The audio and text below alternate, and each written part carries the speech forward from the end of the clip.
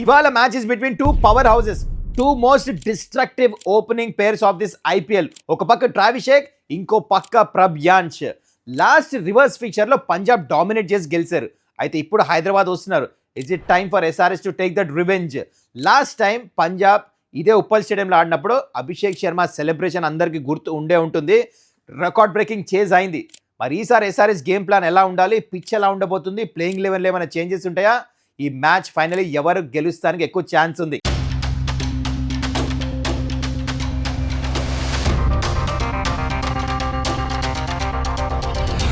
నమస్కారం, welcome to Suman dugout powered by ట్రైలైట్.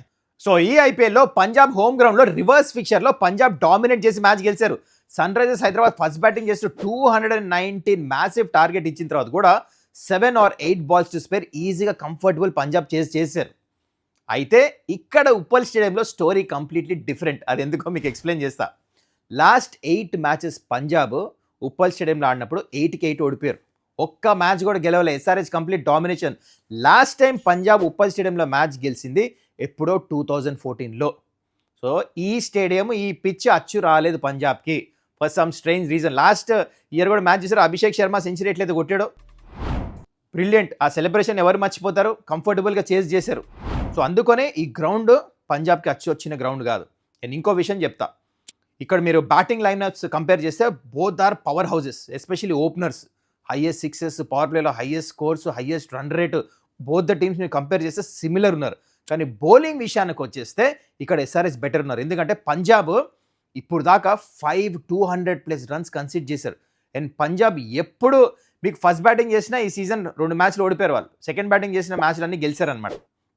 నేను ఇంకో విషయము, ఇక్కడ బౌలర్స్ విషయానికి వచ్చేస్తే 200+ రన్స్ 5 times కన్సిడర్ చేశారా. దాంతోపాటు least number of wickets pick చేసింది ఇప్పుడు దాకా 10 టీమ్స్లో పంజాబే.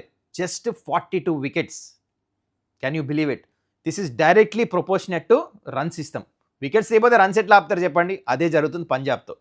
సో అందుకనే ముందు చెప్తా ఒక స్ట్రాటజీ. ఎస్ఆర్హెచ్ పంజాబ్ని కొట్టాలంటే ఏం చేయాలో. Okay, now both the teams ఈ మ్యాచ్కి ఓడిపోయి వస్తున్నారు.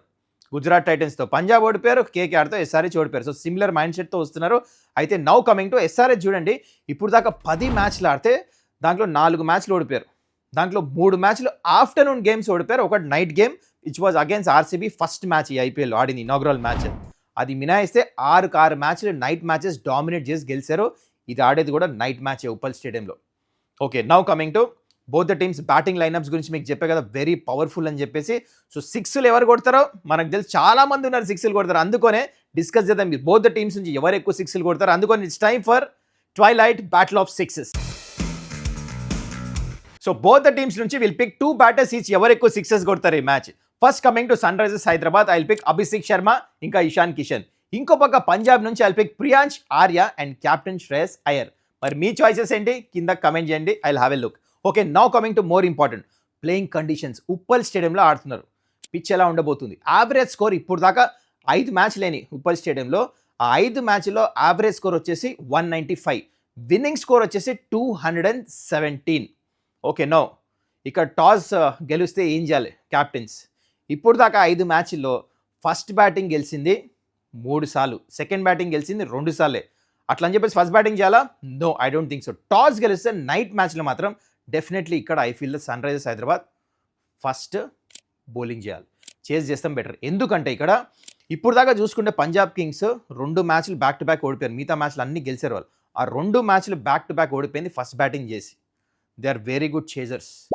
Last time sun Risers Hyderabad పంజాబ్ని గ్రౌండ్లో ఓడించినప్పుడు కూడా చేసి గెలిచారు. డెఫినెట్లీ పంజాబ్కి ఎప్పుడు సెకండ్ బ్యాటింగ్ చేయదు. టాస్ గెలిస్తే మాత్రం కళ్ళు మూసుకొని సెకండ్ బ్యాటింగ్ ఎస్ఆర్హెచ్ చేయాలి. ఎస్ఆర్హెచ్ దగ్గర అలాంటి ఫైర్ పవర్ ఉంది. అండ్ వాళ్ళ దగ్గర బౌలింగ్ కూడా లేదు. 5 times 200+ రన్స్ కన్సిడర్ చేశారు.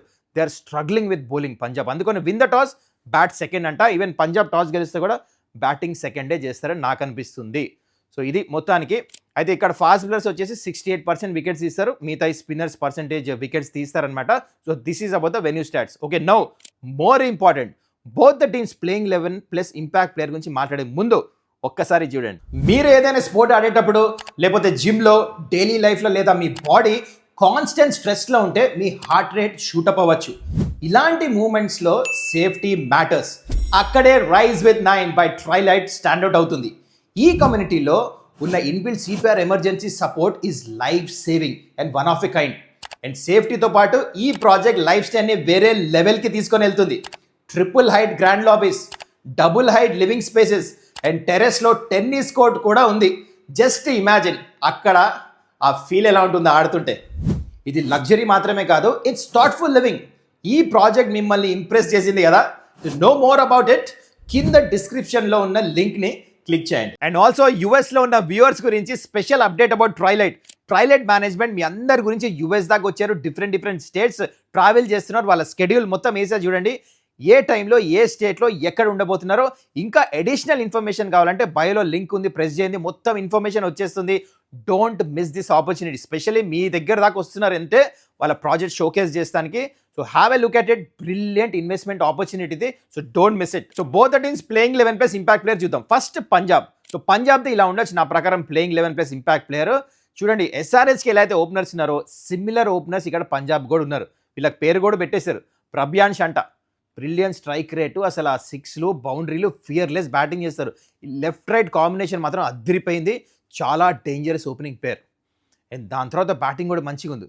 కూపర్ కొనెలీ, ఒకవేళ వీళ్ళిద్దరిలో ఎవరు మిస్ అయినా కూపర్ కొనెలీ వచ్చి బ్యాటింగ్లో రన్స్ కొడుతున్నాడు. తిని కూడా సూపర్ పవర్ ఉంది. ఇలాంటి బ్యాటింగ్ పిచ్ ఉప్పల్ స్టేడియంలో మంచిగా సూట్ అవుతుంది. దాని తర్వాత శ్రేయస్ అయ్యర్ ఎస్పెషల్లీ చేస్ చేసినప్పుడు బ్రిలియంట్ బ్యాటింగ్ చేస్తున్నాడు. అసలు ఎట్లయితే రన్స్ కొడుతున్నాడు కదా, కానీ ఫస్ట్ బ్యాటింగ్ చేసినప్పుడు రన్స్ కొట్టలేదు ఈ ఐపీఎల్లో తాను. దాని తర్వాత కూడా బ్యాటింగ్ మంచిగా ఉంది. హెడ్గే ఉన్నాడు, ఎన్సెన్ ఉన్నాడు, స్టాయినిస్ ఉన్నాడు. They have ample of batting, డీప్గా బ్యాటింగ్. అందుకనే బ్యాటింగ్ సెంట్రిక్ టీం అయిపోయింది ఈసారి పంజాబ్. సెకండ్ బ్యాటింగ్ చేస్తే వీళ్ళని ఆపడం చాలా కష్టం, అలాంటి టీం ఇది. అయితే నౌ కమింగ్ టు బౌలింగ్. చాహల్ని సరిగ్గా ఇంతవరకు ఎక్కువ యూజ్ చేయట్లేదు శ్రేయస్ అయ్యర్. కొంచెం స్ట్రేంజ్ అనిపించింది. లాస్ట్ మ్యాచ్ కూడా కంప్లీట్ కోటా ఇయ్యలే. ఆ గుజరాత్ టైటన్స్తో బౌలింగ్ చాలా రేర్గా ఇస్తున్నాడు. అప్పుడప్పుడు మధ్యలో తను కూడా వికెట్స్ తీస్తున్నాడు, కానీ నాట్ అట్ ఇస్ బెస్ట్. ఇంకా చాహల్ అది రాలేదు. అయితే నౌ కమింగ్ టు వేరే బౌలర్స్. ఎన్సన్ ఉన్నాడు, బార్లెట్ ఉన్నాడు, కానీ Vaishakh Vijay Kumar is the bowler to watch out for అంట పంజాబ్ కింగ్స్ నుంచి ఈ మ్యాచ్. ఎందుకంటే నకల్ బాల్స్ వేస్తాడు, వైడ్ యార్కర్స్ వేస్తాడు, బౌన్సర్స్ వేస్తాడు, అంటే డిఫరెంట్ లైన్ అండ్ లెంత్ వేస్తాడు. వేరియేషన్స్ చాలా ఉన్నాయి. ఇలాంటి పిచ్ మీద ఇలాంటి బౌలర్సే పనికొస్తారు అనమాట. So I'm expecting player to watch out for. అంటే బౌలింగ్ యూనిట్ మాత్రం డెఫినెట్లీ ఇంతమంది బౌలర్స్ ఉన్నారు పంజాబ్లో, కానీ Vaishakh Vijay Kumar player to watch out for.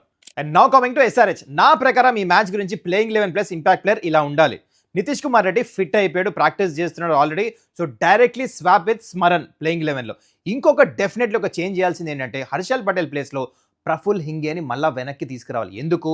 Because ఆ న్యూ బాల్తో వేస్తాడు, కావాలంటే మిడిల్ ఓవర్స్లో వేస్తాడు, అండ్ డెత్ ఓవర్స్లో అరౌండ్ ద వికెట్ వచ్చి ఎట్లయితే రైట్ హ్యాండర్స్కి వైడ్ యార్కర్స్, కాళ్ళ మీద యార్కర్స్ వేస్తున్నాడు కదా, అలా కూడా యూజ్ చేసి. అందుకని డెఫినెట్లీ 2 చేంజెస్ చేయాలి.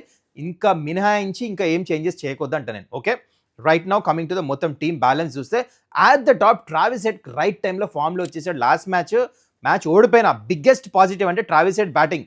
ఆ స్లో వికెట్లో కూడా ఎట్లా బ్యాటింగ్ చేశాడు, ఆ గ్రూవ్లో వచ్చేసాడు. మళ్ళీ హెడ్ మాస్టర్ దుమ్ములపై ఫామ్లో ఉన్నాడు. అభిషేక్ ఎటు మంచి ఫామ్లో ఉన్నాడు. దాని తర్వాత ఇషాన్ కిషన్ లాస్ట్ మ్యాచ్ మంచిగా ఆడాడు, కానీ మనం అందరం అనుకున్నాం రాంగ్ టైంలో అవుట్ అయ్యాడని. I think back of the mind తనకు ఉంటుంది అది. అందుకనే I'm somehow have a strong feeling Ishan Kishan ఈ మ్యాచ్ రన్స్ కొడతాడని చెప్పేసి. దాని తర్వాత యూ గాట్ హెన్రిక్ క్లాసెన్. ఒక్క మ్యాచ్ లాస్ట్ మ్యాచ్ అవుట్ అయ్యాడు 25 కంటే బిలో. ఎస్ఆర్హెచ్ ఆ మ్యాచ్ ఓడిపోయింది. అది మినహాయిస్తే ప్రతి మ్యాచ్ 25+ రన్స్ కొట్టాడు. ఈ మ్యాచ్ కూడా చాహల్ని వాళ్ళ బౌలర్స్ని ఎదుర్కోవాలంటే మిడిల్ ఓవర్స్లో క్లాసెన్ మిడిల్ ఓవర్సే కాదు, గేమ్ని డీప్గా తీసుకెళ్ళాలి. ఎందుకంటే దాని తర్వాత సలీల్ అరోరా, అనికేత్ వర్మ బ్యాటర్స్ ఉన్నారు, కానీ అంత ఎక్స్పీరియన్స్ లేదు. అందుకనే క్లాసెన్ డీప్గా తీసుకెళ్ళి దాని తర్వాత స్ట్రైక్ రేట్ పెంచచ్చు అంట. నితీష్ కుమార్ రెడ్డి వెనక్కి వస్తున్నాడు. This is greatest advantage. మన కేకేఆర్ మ్యాచ్లో చూసాం నితీష్ ఇంకా క్లాసెన్ ఎట్లా పార్ట్నర్షిప్ చేశారు, వేరే మ్యాచ్ల్లో కూడా చూసాం. నితీష్ ఇప్పుడు చాలా మెచ్యూర్డ్ బ్యాటింగ్ చేస్తున్నాడు. అంటే మ్యాచ్ గేమ్ సెన్స్ వచ్చేసింది. తను కొట్టాల్సినప్పుడు కొడుతున్నాడు, లేకపోతే స్ట్రైక్ రేట్ తక్కువ ఉన్నా క్లాసెన్ కొడుతుంటే he's playing that second fiddle. So చాలా ఇంప్రూవ్డ్ బ్యాటింగే కాదు, బౌలింగ్లో కూడా మీరు నోటీస్ చేస్తే తను అప్పుడప్పుడు కొన్ని రన్స్ ఎక్స్ట్రా ఇచ్చినా వికెట్స్ తీస్తున్నాడు. అంటే is got the art of action. Change చేసిన తర్వాత సీమ్ని హిట్ చేస్తున్నాడు. ఇంపార్టెంట్ బ్యాటర్, అది కూడా ఫస్ట్ ఓవర్లో వికెట్ సంపాదిస్తున్నాడు. కాబట్టి Nitish is a definitely good inclusion. మళ్ళీ బ్యాక్ ఇంకా స్ట్రాంగ్ అవుతుంది ఎస్ఆర్హెచ్. దాని తర్వాత బ్యాటర్స్ గురించి మాట్లాడేసి అనికేత్ ఒకటే ఫామ్లో ఉంటుంది, అది మినహాయిస్తే సలీల్ కూడా 300 స్ట్రైక్ రేట్ ఒక మ్యాచ్ కంప్లీట్ చేశాడు.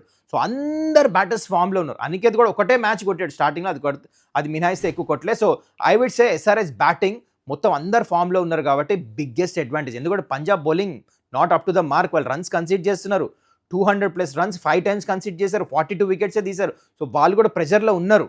Okay, now coming to spin bowling. Shivang ఇంకా అభిషేక్ శర్మని కావాలంటే యూజ్ చేస్తారు. I don't think so it's advisable. ఆ టీంలో లెఫ్ట్ హ్యాండర్స్ కూడా ఉన్నారు కాబట్టి నాకు అనిపిస్తుంది శివాంగ్ ప్లేస్ ఇంపార్టెంట్ రోల్. ఎట్లా బాల్ని ఫ్లైట్ చేయాలి, రన్స్ పైన పర్వాలేదు, వికెట్ టేకింగ్ బాల్స్ వేస్తాడు శివాంగ్, అది ఫ్లాట్ అయ్యద్దు. ఇప్పుడు అవతల పక్క మెయిన్ బ్యాటర్స్ని ప్రియాంశ్ ఆర్య అయినా, ప్రభ్-సిమ్రన్ సింగ్ అయినా, ఒకవేళ శ్రేయస్ అయ్యర్ అయినా ఉంటే ఏంటంటే రిస్ట్ స్పిన్కి వాళ్ళు కొంచెం స్ట్రగుల్ అవుతారు. So flight the ball good length వేస్తే కొడతానికి వెళ్తే వికెట్ పడచ్చు అనమాట. ఇదొక స్ట్రాటజీ. దాని తర్వాత పవర్ ప్లేలో కమిన్స్ స్టార్ట్ చేస్తాడు న్యూ బాల్తో. దాని తర్వాత సాకిబ్ 6th ఓవర్ వేస్తారు మీరు చూడండి. దాని తర్వాత మిడిల్ ఓవర్స్లో సాకిబ్ ఆ స్లోర్ వన్స్ వేస్తాడు into the pitch, yorkers మంచిగా వేస్తాడు. కానీ మెయిన్ బౌలర్ వచ్చేసి Eshan Malinga, the bowler to watch out for sun Risers Hyderabad నుంచి. Reverse swinging yorkers, slower bouncers, wide yorkers, runs ఆపిన మలింగా, రన్స్ తీయాలన్నా ఇషాన్ మలింగాని. సో మెయిన్ బౌలర్ ఎస్ఆర్హెచ్కి. అండ్ ఇప్పుడు it's time for Trilight matchups to watch out for. First matchup వచ్చేసి Abhishek Sharma versus Harshdeep. 8 innings 85 runs కొట్ట ఒక్కసారి out అయ్యాడు. కానీ స్ట్రైక్ రేట్ మంచిగా ఉంది 198. అండ్ ఇంకో మ్యాచ్అప్ ట్రావిస్ హెడ్ వర్సెస్ హర్షదీప్. ఇప్పుడు దాకా 8 innings 3 సార్లు అవుట్ అయ్యాడు. స్ట్రైక్ రేట్ కూడా 140 ఉంది. ఇంకో మ్యాచ్అప్ హెన్రీ క్లాసెన్ వర్సెస్ హర్షదీప్. ఇప్పుడు దాకా 7 innings 3 సార్లు అవుట్ అయ్యాడు, 104. అంటే హర్షదీప్కి రికార్డ్ మంచిగా ఉంది ఎస్ఆర్హెచ్ టాప్ ఆర్డర్ బ్యాట్స్మెన్ మీద. అది ఇంకో లాస్ట్ మ్యాచ్అప్ వచ్చేసి శ్రేయస్ అయ్యర్ వర్సెస్ ఇషాన్ మలింగా. 2 innings ఒకసారి కూడా అవుట్ అవ్వలేదు, కానీ 287 strike rate. Can you believe it? అంటే ఇషాన్ మలింగానే మంచిగా ఆడుతాడు అనమాట శ్రేయస్ అయ్యర్, అవతల పక్క క్యాప్టెన్. ఓకే, ఇది మ్యాచ్అప్ సంగతి. ఇంకా ఇంపార్టెంట్ ఇప్పుడు ఫైనల్ సెగ్మెంట్ మీ అందరు వెయిట్ చేస్తుంది, ట్రైలైట్ మ్యాచ్ ప్రెడిక్షన్. ఓకే, మ్యాచ్ ఎవరు గెలుస్తారు? బ్యాటింగ్ పరంగా చూస్తే ఒక పక్క పంజాబ్, హైదరాబాద్ సిమిలర్. అది ఓపెనర్స్ అయినా మిడిల్ ఆర్డర్ అయినా ఇద్దరు ఫియర్లెస్ బ్యాటింగ్ చేస్తారు. టాస్ చాలా ఇంపార్టెంట్ ఉండబోతున్నాడు. సెకండ్ బ్యాటింగ్ టీమ్కి స్లైట్లీ అడ్వాంటేజ్ ఉంటుందంట. కానీ ఇక్కడ మోర్ ఇంపార్టెంట్ మీరు చూడాల్సింది బౌలింగ్ కంపేర్ చేస్తే ఎస్ఆర్హెచ్ హ్యాస్ బెటర్ బౌలర్స్ అంట. Complete bowling unit. ఇక్కడ స్ట్రగుల్ అవుతున్నారు పంజాబ్. 200+ రన్స్ ఇచ్చేశారు ఇప్పుడు దాకా. దాని తర్వాత least number of wickets pick చేశారు. అంత కాన్ఫిడెంట్ బౌలింగ్ యూనిట్ కాదు కాబట్టి సో ఫస్ట్ బ్యాటింగ్ చేసినా సెకండ్ బ్యాటింగ్ చేసినా ఈ మ్యాచ్ ఎవరు గెలవబోతున్నారంటే నా ప్రకారం it's going to be sun Risers Hyderabad. మరి మీరేమంటారు? మీ ప్రెడిక్షన్ ఏంటి కింద కామెంట్ చేయండి. That's it guys. I hope you enjoyed this video. I hope this video was informative. మళ్ళీ మనం నెక్స్ట్ వీడియోలో కలుద్దాం. మీరు ఇంకా ఛానల్ని సబ్స్క్రైబ్ చేసుకోకపోతే కైండ్లీ డూ దట్. చలో, టేక్ కేర్, బాయ్.